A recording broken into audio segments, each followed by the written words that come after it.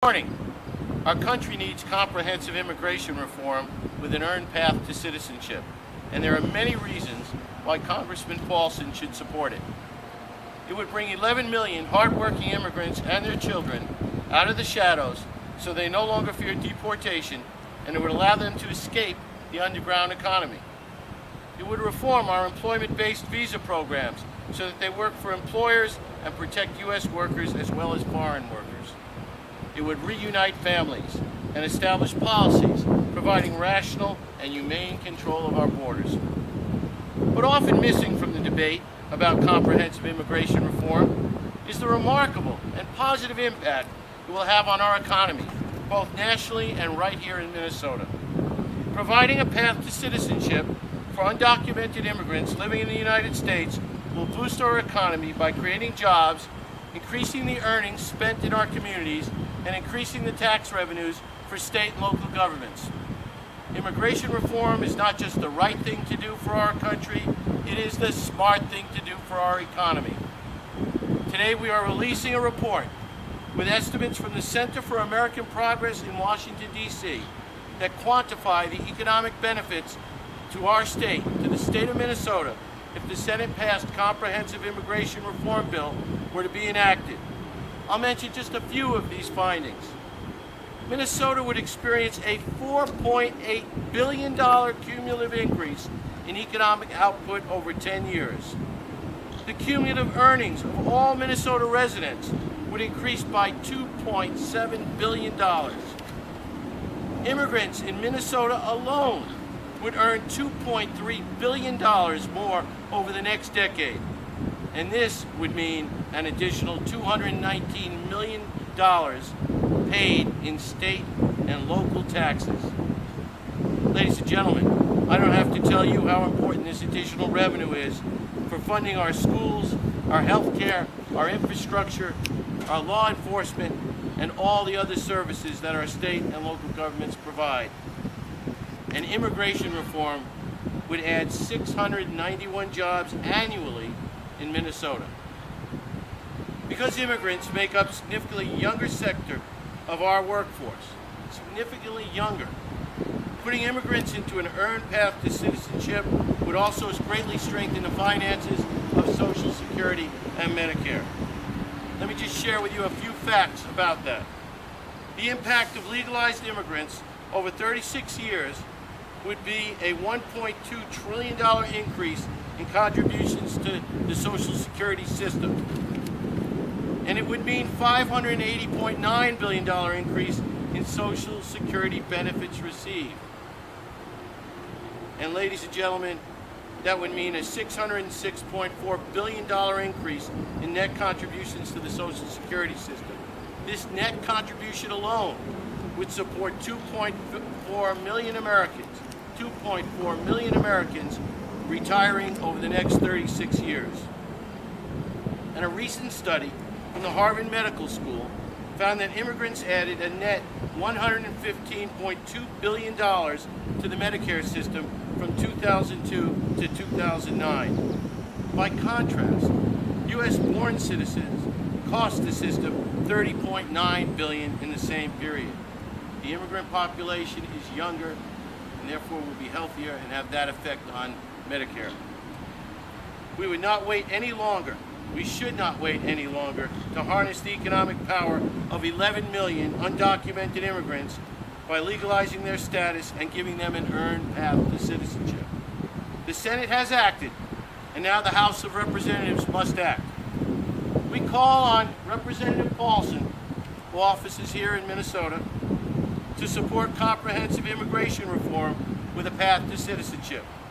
It's not just the right thing to do for our country, it's the smart thing to do for our economy. Thank you.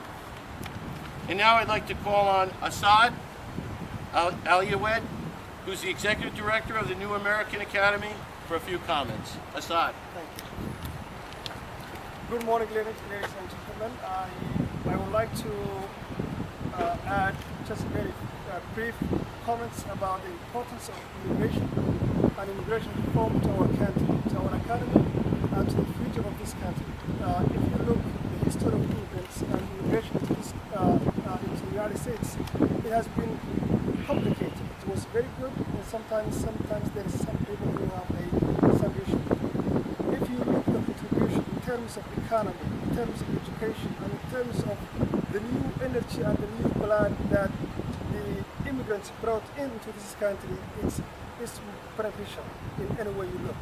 In Minnesota, we have immigrants who came as a refugee, as an immigrant, and contributed a lot to our economy. In this district, we are the third district of Minnesota that we are right now. There are restaurants, shops, dental clinics, and many other businesses that immigrants came and started. They struggle, they came, they work hard, they save money, they go to school, they educate themselves, and they are successful examples of what kind of immigrants people we would like to see in our country. If you look at the United States as a whole, or in Minnesota, next 20 years, there will be a big change in the population. We would like to see a good and comprehensive kind of reform immigration and immigration policies in this country. So I would like to ask our Congressman Erik in this district to support a very authentic and comprehensive immigration reform that will benefit not only to Minnesota, or to our district here, but to the whole country. Thank you. I would like to turn into Johnson. Thanks, Assad. I'm Dane Smith, and I'm the president of Growth and Justice, and we're founded actually on the conviction that economic justice actually fosters healthy business growth, and in turn, good jobs are among the very best social programs. Few national policy initiatives today embody this principle as well as immigration reform with a pathway to citizenship. Yesterday I was in the southern Minnesota city of Austin for a roundtable meeting with community leaders, both white and Latino, representing business, government, education, and philanthropy. The meeting was about removing obstacles to higher education and for our fast-growing Latino population here in Minnesota. But when the subject of immigration reform and pathways to citizenship came up, support was unanimous on this roundtable. And one Latino administrator volunteered that the CEO of Hormel, which is an iconic Minnesota business and one of our most important employers, had recently flown him and several key Latino leaders to Washington, D.C. in the corporate aircraft to lobby for this job-creating legislation. This reform is that important to Minnesota employers, to the agribusiness industry in particular, and to our amazingly hardworking and ambitious Minnesota Latino and other immigrants. But it's really good for all our sectors and all our employers. Here are just some of the key Minnesota interests who signed a July 31st letter to Speaker Boehner and Minority Leader Pelosi. Dakota County Regional Chamber of Commerce, the Minnesota Chamber of Commerce, the Minnesota Farm Bureau, the Minnesota High Tech Association, and the Minnesota Nursery and Landscape Association. And I saved the biggest and best for last.